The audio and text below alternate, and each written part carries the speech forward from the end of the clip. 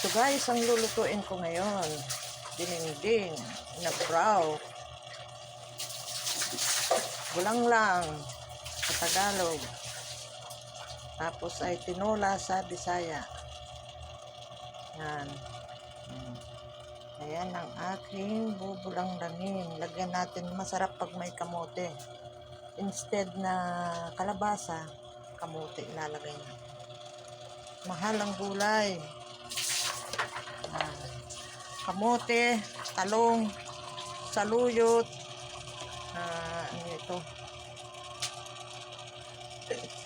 Kalimutan ko na. May talbos ng kamote, alugbati pala, alugbati.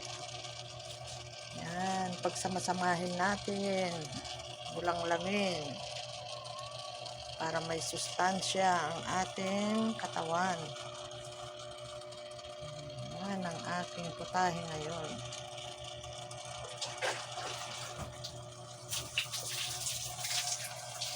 Thank you for watching. Mamaya na ulit tayo